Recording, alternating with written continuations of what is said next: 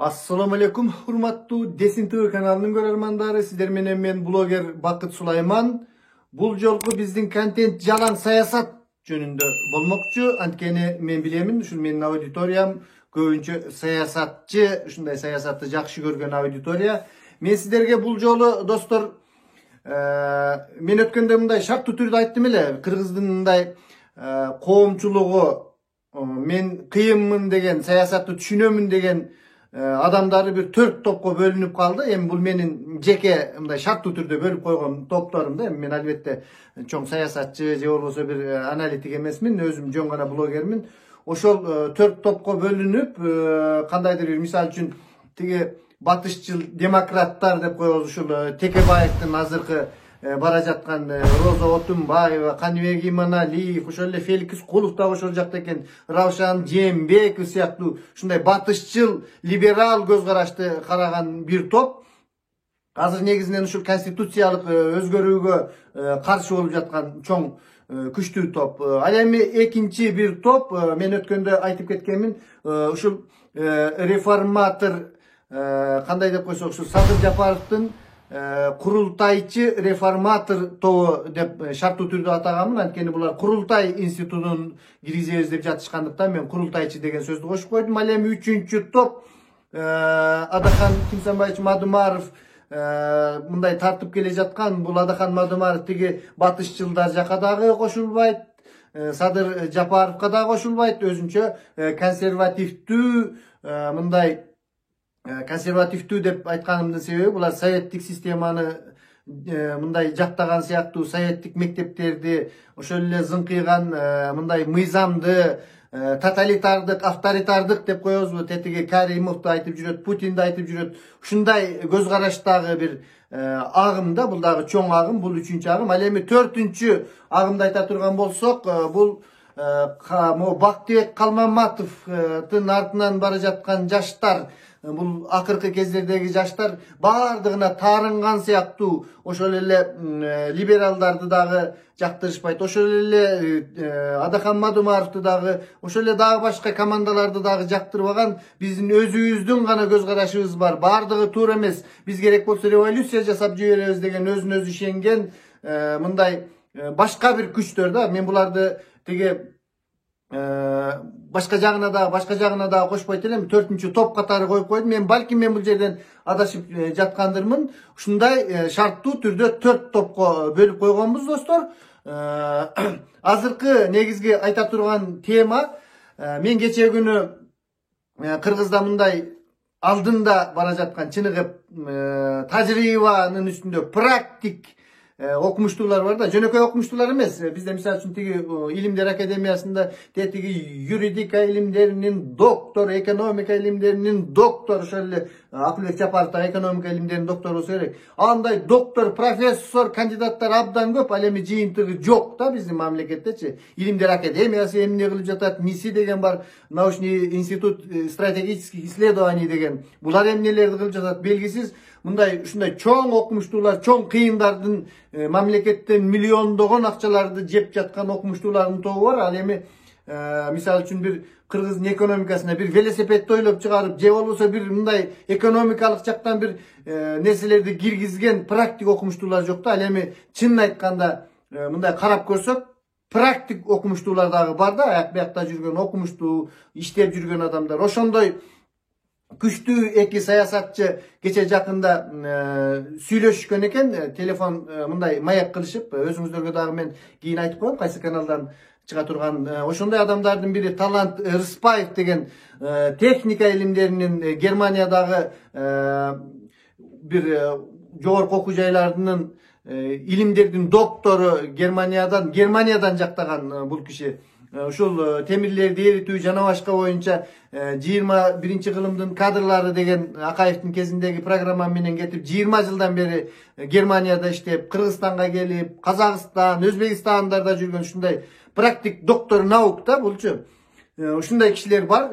Өзүнүн ошол билимдерин санариптештирүү боюнча Германиянын кайсы бир областынын куратору, менеджери да, топ менеджер деп коебузбу. Ушундай кишилер бар да, билимин чынында турмушта пайдаланып жаткан. Ушундай адамдардын бири Талант Рыспаев менен Talatbek Masadıkov деген жигитти абдан жакшы билесиздер. Бул дагы абдан билимдүү, МГИМОну бүткөн, Лондондон кандидаттыгын ушул бизнес школадан жактаган, азыркы кезде Японияга чейин керек болсо барып консультацияларды кылып жүргөн абдан чоң практик, мен мындайча айтканда оондо иштеп келген, Афганистанда жүргөн, тажрыйбасы мындай жөн эле сөз менен эмес, бизде сөз менен ана мынтип кыйратып коем, тиги бу муну жасап коем деген саясатчыларыбыз же болбосо мындай алдыңкы биздин лидерлерибиз көп да. Бирок бул кишилер чыныгы практик ушундай адамдар да. Ушулардын сүйлөшүүлөрү болуп, мен ошонун биринчи бөлүгүнө мындай анализ жасап, мында биринчи бөлүгүндө Венеция комиссиясы жөнүндө сөз болот достор. Мына биз азыр тиги батышчыл, ошо либерал топ, Текебаев баштаган топтор, эми мен аларды абдан сыйлаймын, абдан күчтүү адамдар. Ошолор айтып жатпайбы? Венеция комиссиясына жакпай калдык. Анан Венеция комиссиясы мынтти, деги эле антти, биздин мындай боло турган болсок, Түндүк Кореяга айланып калабыз, тиги бу деп туруп, биздин азыркы конституциялык реформага мындай кандай деп койсок, мындай аныктай турган, тактай турган ушундай нерселерин айтып, бул нерсе туура эмес, биздин өзгөртүүгө келбешибиз керек, эски конституцияны жашашыбыз керек, ошого гана кошумча алымчаларды киргизип, эски жол менен кетишибиз керек дегендей көз караштагы адамдар бар да.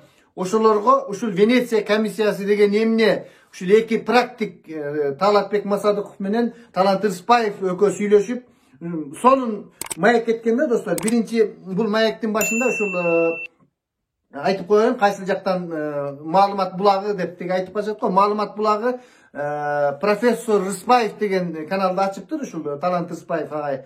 Жакында эле 10-15 гана подписчик бар, азырынча мына кошулуп подписчик болуңуздар. Ушул жерде кенен ошол Венеция комиссиясы анан Талатбек Масадыков экөөнүн мындай жолугушууда ошо сөздөрү бар да. Мынтип суроо берген да. Биринчи ушул Масадыков Талатбекке, Талант Рыспаев: менин ынтызарлыгым ата журттагы азыркы кырдаал 4-октябрдан кийин курчуп кеткен абал, ушул эми эле стабилдештирилип келе жатканда саясий абал курчуп кетпедиби? Мына конституциянын жаңы нускасын долбоорун бергенден жана башкадан ушул мен сизге азыркы сүйлөй турган ынтызарлыгым дейт, ушул акыркы кездеги саясий абал курчуп кетти. Ушуга кандай көз караштасыз? Мына дейт Талант Рыспаев айтып атпайбы? Кыргызстан азыркы кезде Лузия мамлекеттерине, тиги артта калган мамлекеттердин катары бар экен да, ошондой мамлекеттердин катарына кирип калды. Керек болсо мамлекет мындай бир коркунучта жок болуп кетүү коркунучунда турат. Керек болсо Казакстан, Россия жана башка мамлекеттердин баардыгы өнүгүп бара жатат. Ал эми биздин Кыргызстан эмне себептен ушундай Лузия, ошол айтмакчы, ошондой артта калган мамлекеттерди Лузия мамлекет деп коет экенбиз. Мына көрүп жатасыңар го артта калганыбызды. Тентиреп Россияда жүрөбүз, тиякта Турцияда жүрөбүз, кул болуп, айлыктарыбыз аз, билим деңгээлибиз пас. Ушундай мамлекетке эмне себептен айланып калдык? Башка мамлекеттер, Россия, Казакстандар көтөрүлдү дейт. Бизде болсо өтө эле мындай жаман нерсе мамлекет эмес экенбиз, мындай элдин ортосу эле экенбиз, 6 миллион калкыбыз бар, сонун кендерибиз бар дегендей суроону берди да. Анан ошондо Талатбек Масадыков жооп берди. Мындай деп жооп берди да. Бизде дейт ушул жоопкерчилик жок. Кандай болгон учурда дагы өз кылыгыңа жооп бербейсиң. Мисалы үчүн президент деле мына бул кезге чейин канча ушундай нерселерди кылып туруп, анан өкмөттөрдү алмаштыруу, же болбосо ошол эле башка бирөөлөр дагы азыркы ушул конституциянын, мына батышчыл либералдык конституциянын туура эмес жагы деп айтып жатат да Талатбек Масадыков. Жоопкерчилик жок. Бул конституцияда жоопкерчилик жок. Сен жооп бербейсиң кандайдыр бир кылып койгон нерсең үчүн. Жоопкерчилик анан милдет жок болуп жатат деп туруп айтып атат да бул нерсегечи. Ошондуктан ушундай нерсеге келип калдык дейт. Бул жерде Талатбек Масадыковду дагы жакшы билесиздер. Бул чет өлкөдө Лондондо окуган, ошол эле билимди күчтүү адамдар. Бизде батыштын ушундай либералдуу негизге таянган конституциясын алып келип, koyup alıp uşunday nerseler gelip çıktı dep жатат. Antkeni ооба дейт да, мындай карагандачы 90-жылдары сиздер жакшы билесиздер. Советтер Союзунун мындай аябай системасынын кезинде ушул 90-жылдары мына мен ошол кезде жалындуу студент болгомун да. Чын эле ушундай КДК деген кыймыл болгон, башка кыймылдар болгон, демократиялык ушундай көз караштар абдан мындай bağlanganda andan beri 30 yıl öttü dep жатат Талантбек Масадыков. Ал нерселер өз мөмөсүн берди. Эми ошол батыштын өзү өзгөрө баштады керек болсо дейт. Тетиги батышчыл мамлекеттерде ошол эле улутчулдук кыймылдар пайда болуп жатат. Ошол эле биз мынтип келген Американын өзүндө кандай өзгөрүүлөр болуп, тополоңдор болуп жатат. Демек ал ошондой либералдык, батышчыл, ушундай демократиялык нерселер дагы өзгөрүүгө туш келет. Биз ошол өзгөрүүгө жараша саясатыбызды жүргүзүшүбүз керек деп ушундай кылып түшүндүрүп жатат да, достор. Андан кийинки суроо ошол Венеция комиссиясы жөнүндө азыр сүйлөшөбүз, достор. Эми бул окумуштуу адамдар акылдуу сөздөрдү айтат да, буга мындай туура карап, буларды анализ кылып көрүш керек да. Экинчи суроо болду, ошол Талант Рыспаев сурап айтып жатат да. Биз ушул биздин деңгээлибиз кандай бара жаткандыгыбыз, жашоо шартынан сырткары дагы биздин билим деңгээлибиз аябай төмөндөп кетип жатат. Мисалы үчүн кайсы бир учурда эсептегенде 57 мамлекеттин ичинен 57-чиси болуппуз да биздин билим деңгээлибиз боюнча. Кийинкиде 67 мамлекеттин ичинен 2009-жылы 67-чи орунда туруппуз да. Эмне себептен ушундай билимсиздик келип чыгып жатат? Мындан кантип чыгуубуз керек? Бул билимсиздик түркөйлүккө алып келет да адамдар. Мына түркөй, тупой деген сыяктуу. Түркөйлүк болсо келип туруп надандык алып келет. Азыр социалдык желелерде көрүп жатасыздар, кандай надан сөздөр, кандай надан пикирлер. Мунун бардыгы ушул 30 жылдан бери биздин артта калып келе жаткандыгыбыздын далили болуп эсептелет да. Ушул нерселерден кантип чыгышыбыз керек дегендей кылып суроону берди да. Бул Талантбек Масадыковго ушундай суроолорду бергенде ошол киши ушундай жооп берди.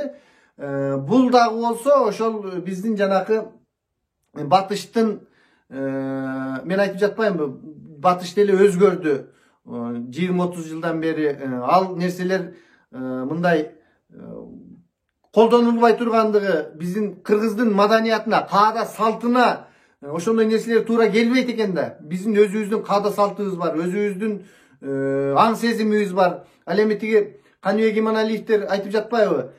Биз эгерде мындай болуп кете турган болсок, бизди тетиги дүйнөлүк бир уюмдарга кол койгонбуз. Анан алардан чыгып кеткенибиз үчүн биз баягындай өгөй бала, изгой, мындай сыртта калган жаман болуп калышыбыз мүмкүн деп ушундай нерселерди түшүндүрүп жатышат да. Бул жерде ошол күчтүү адамдар, эми мен буларды күчтүү адамдар деп айтамын да. Талантбек Масадыков дагы, ошол эле Талант Рыспаев дагы мындай чечимге келишти да. Сөзсүз түрдө бул нерсени көрүңүздөр. Ошол эле нерсенин алдында ошол азыр Венеция комиссиясы деп бизди үркүтүп, коркутуп жаткан нерсе кандай экендиктери жөнүндө Талант Рыспаев айтты. Эми бизде көбүбүз түшүнбөйбүз да. Мисалы үчүн Венеция комиссиясы деген эмне? Венеция комиссиясы деген, достор, эгер түшүнбөгөн достор болсо мына көрүп коюңуздар. Булар 90-жылы ошол жанагы мен айткан демократиянын дүйнөдөгү шамалы келе баштаганда тиги Батыш Берлин дегенди билесиздер да. Горбачевдун убагында мындай кичинекей Берлиндин ортосунда кичинекей шаар болгон. Ал тиги демократиялык Германияга карабай өзүнчө турган, ошол ортодо чоң стена, дуал болгон да. Ошол Батыш Берлиндин стенасы талкаланды. Горбачев перестройка деген жана кайра куруу деген кыймылын баштап, демократиянын шамалы келе баштаганда ошол жылдары бул Франциянын Страсбург деген шаарында уюшулган экен Венеция комиссиясы. Анткени булар эмне себептен Венеция деп калды? Ошол Италиянын Венеция шаарында жыйналыштарын өткөрүп турат экен. Ал эми негизги штаб квартирасы 90-жылы ошол Франциянын Страсбург шаарында, азыркы кезде деле ошол жерде негизги конторасы ошакта экен да. Анан булардын нерсеси мына ошол Каныбек Иманалиевдер жана башкалар коркутуп жаткандай, анан Венеция комиссиясы тааныбай атат, анан ал мындай деп атат деген. Бул biz kandaydır bir bizdi millettendire turgan uyum emes eken alçı. Al bizge gana jönököy gana dostluk mınday neselerin bulardın maksatı şunday dostluk düşündürүү, demokratiya деген mınday bizge konsultasiya berүү, kengeş berүүчү nerse eken da bizde kandaydır bir nerse bolup жатса sizler tуура эмес кылып жатасыңар, мындай кылгыла деп мындай эл аралык уюмдар көптөн бизге кеңеш бере турган. Анан эле ошол уюмдар бизди туура эмес жолдо кетип атасыңар. Анан мындай деп туруп элди коркута бергендиктери бул абдан туура эмес деп жатат да. Ушул эки чоң практик мындайча айтканда адамдардын ойлору ушул биринчи берүүсү мындай Талант Рыспаев ушул каналында бөлүп коюптур. Ушу Венеция комиссиясы жөнүндө айткан нерсе ушул экен. Мындан бир жолу эле мындай силер туура эмес жакта кетип атат экенсиңер. Анан тиги бу, анан бул деп туруп эле жанагындай биз достор айрыкча жаштар билим алууга умтулушубуз керек да. Кандайдыр бир бирөөнүн артынан ээрчигендин алдында көз карашыбызды тактап бул эмне ошол Венеция комиссиясы деген эмне? Азыр интернет деген бар. Силерди бирөө коркута баштадыбы? Венеция комиссиясы, анан тиги, анан бу деп азыр интернеттин заманы. Ошол эле Венеция комиссиясы деп Google'га кирип, орусча айтканда Google этип, Яндекске кирип, Яндекс этип койсоңуздар эле чыга турган нерсе да. Мындай эми сөздүн жыйынтыгы достор. Сөздүн жыйынтыгы. Биз сөзсүз түрдө өзгөрүүгө барышыбыз керек. Бирок барганда азыркыдай албетте жаңылуулар болуп жатат. Мындай күч менен салып өзгөрүүгө кетебиз дегендей мындай эмес. Мен кечеки күнү дагы айтканмын. Ошол эле жанакы батышчыл либерал деп айтып жатабыз. Ошолордун ичинде Садык Шернияз деген мындай режиссер белгилүү ошол ата мекенчи киши бар. Ошол бир жакшы жолду айтты да. Биринчи элди угалы, анан кийин ушул мындай жанакы конституциялык кеңешме деген буга чейин эле түзүлүп калды. Биринчи ошол элди уккандан кийин, ошондон кийин анан кеңешмени түзүш керек. Анан мен кече пикирлер жазыптыр. Кеңешмеге мен айтып жатам, ошол Адахам Мадумаровду, ошол эле Текебаевди батышчылы болобу, чыгышчылы болобу баардыгын чакырып келип туруп, анан кеңешме түзүлүп, анан кеңешме конституциянын долбоорун ошол элдин референдум болот да, мисалы үчүн 10 январда же президенттик мамлекетке же болбосо парламенттик мамлекетке деген ошол элдин добушуна жараша конституцияны иштеп чыгыш керек. Анан мага айтып жатышат, мен дагы өзүмө жараша көрүүчүлөрүм бар да, эшик ачык келгиле деп чакырып жатса ошол Текебаев ошол эле Мадумаровдор келбей жатат го деп. Жок достор, антип келгиле эмес, официалдуу түрдө ошол кеңешмеге чакыруу болуш керек. Ушул кеңешменин мүчөсү болосуңар деп туруп, анан ошондой негизде азыркы конституциялык кеңешмени мен албетте Садыр Нуркожоевич Жапаровдун ушундай конституцияны өзгөртөмүн, алдыга мамлекетти жылдырамын деген саясатына 100% кошуламын. Бирок азыркы конституциялык кеңешмени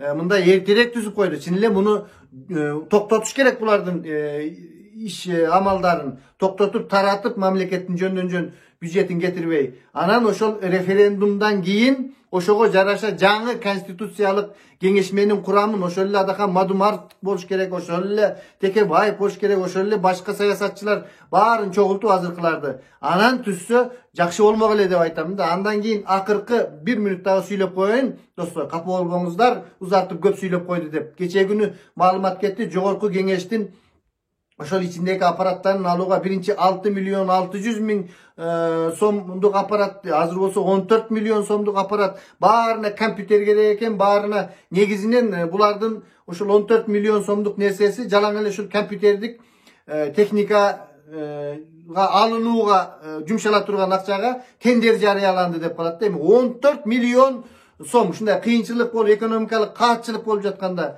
мисалы үчүн менин каналымды өзүм иштетиш үчүн эми депутаттарды эле акчасы бар, булар жөндөн жөн депутат болгон эмес, акча барып барышкан. Ушу Чимкирик депутаттарыбы, Какырык депутаттарыбы, буларды сынап этиштин кереги жок. Жаңы ошол шайлоо болгондон кийин анан ошол немелер азыр нөлдөп, керек болсо кыйналып, керек болсо телефон менен отуруп алып иштесин. Кереги жок булар кандай кылып 14 миллионду чачкан. Мен жеке көз карашым. Мына мен мисалы үчүн ушул каналым үчүн өзүмдүн чөнтөгүмөн кредит алып, карыз алып 106 миңге телефон алдым. 75 миңге компьютер алдым, ноутбук, ультрабук. Дагы канча? 200 mingdey olup kaldı. 14 mingge stabilizator. Aytor koyçu bir 200 mingden aşık neseni men özümün çöntögümün korottum da misal. Bu men jeke işim. Oşonda bir 200 mingdi bular dele korotup koysun. Men bunday kedey kembagal bir blogermin de hep de sponsorlar izleyip hep de vantip minti onan şunda sizlerge bir dekeni jetkizeyin degen. Bular baylar da bular degen köpöstör. Gerek bolsa maktanışkan bular biz mınday kılabız el üçün kızmat kılışsın bularça kızmat kılışsın. Çöntögünün kiçine men ilgari komandirmaçıyla pus raskaşelitsa dep. Pus bular çöntögünün kiçine akçalarını getirsin el üçün. Ne sebepten bular 14 milyon da kıyınçılık kez bolup jatkanda jeş gerek. Men üçün sizlerge aytıp koyun dedim. Sizler menen men Bakıt Sulayman boldu. Öz pikiringizlerdi kaltırыңыздар dostlar. I try to find you in all the fairy tales that I read. I want that perfect kiss from that famous movie scene.